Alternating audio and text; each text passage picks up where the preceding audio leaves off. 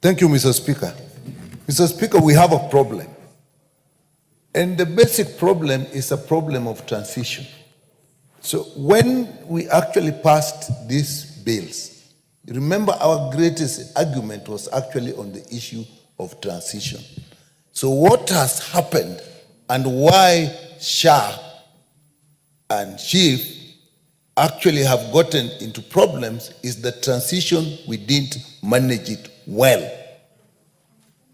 And even when we said SHA, the authority which has got 3 funds.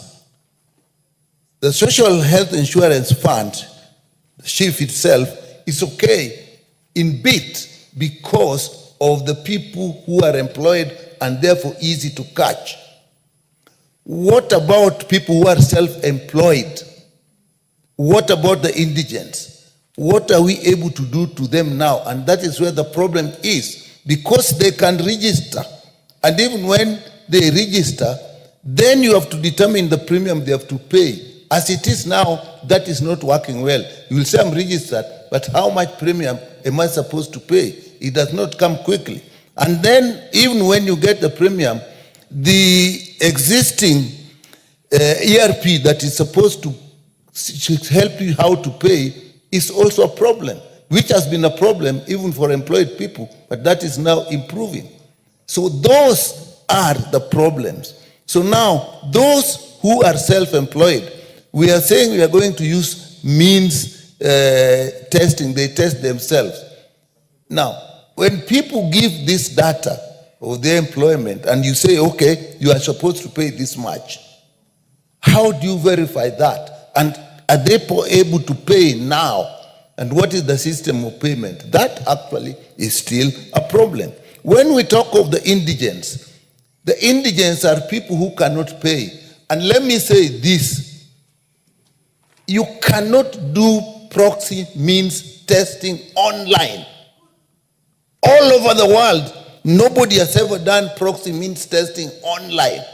Because what is used, the proxies that are used themselves cannot tell you the proper means. You have to get to the ground and see the family. You cannot say this is a stone house and it tells you the income of the family. You have to go and see what form of stone house. You cannot say this is a mabati and not attached.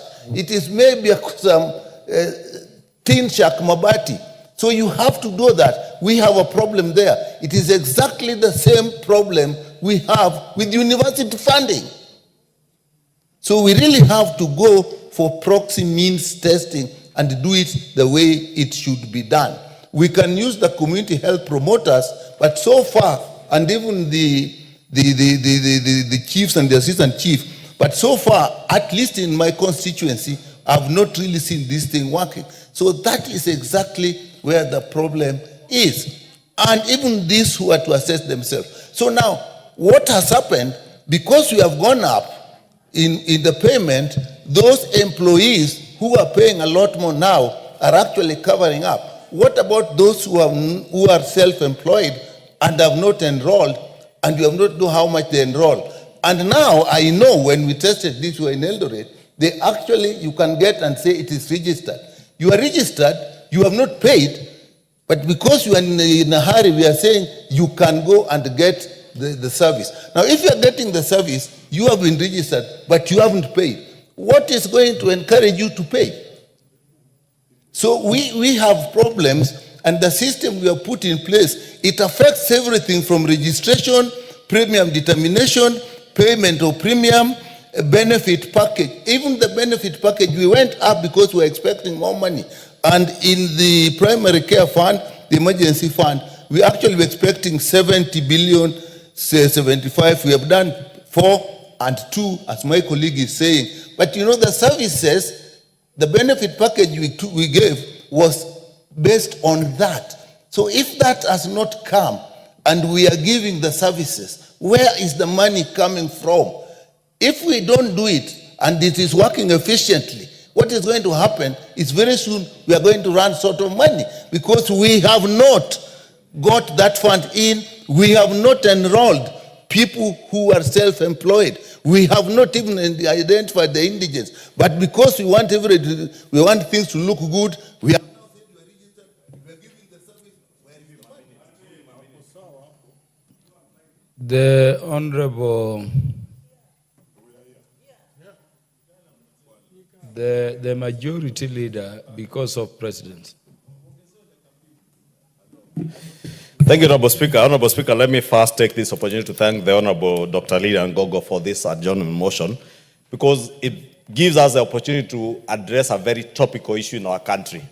Honorable Speaker, maybe allow me to start with a bit of statistics that I have just gathered, Honorable Speaker, that so far, a total of 14.4 million Kenyans have registered to join the Social Health Authority program under the Social Health Insurance Fund.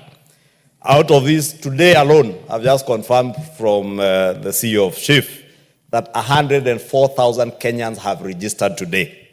And allow me, Honorable Speaker, to plead with us as members of Parliament and as the people's representatives to be at the forefront in encouraging, promoting the registration of members of the public into the Social Health Insurance Fund.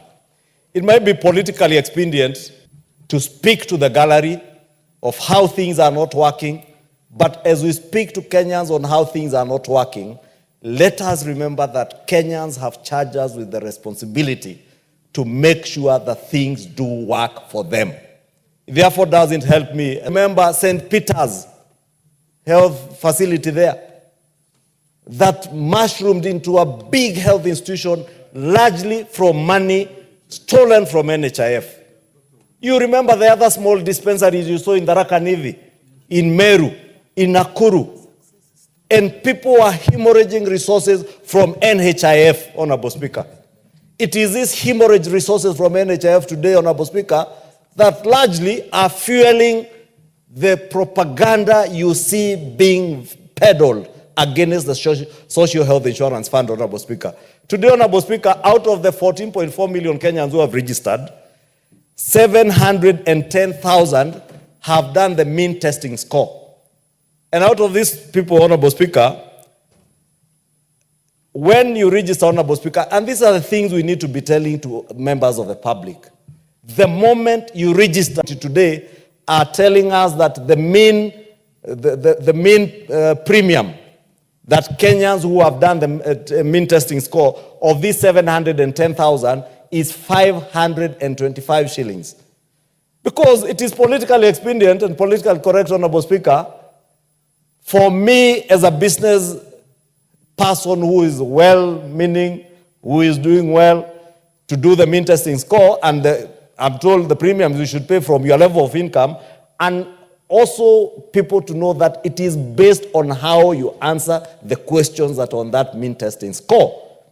If you own a car that you are paying insurance of 200,000 shillings, for heaven's sake, if you can insure an automobile, you can also insure your own body, your own health.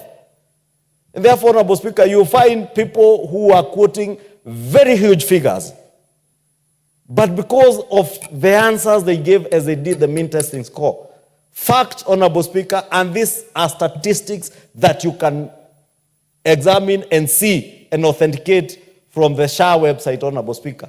The mean premium out of the 710,000 people who have registered is 525. Out of the service providers, Honorable Speaker, 7,802 hospitals have signed up for this program. Honorable Speaker, there are a further 8,118 healthcare providers who have successfully registered to offer services, and out of this, Honorable Speaker, 7,965 have offered services under SHIF to Kenyans. Therefore, for us to stand here, Honorable Speaker, in this house and elsewhere, in funerals and everywhere, to say, oh, it is not working, we are lying to Kenyans, Honorable Speaker. We should be telling Kenyans the truth.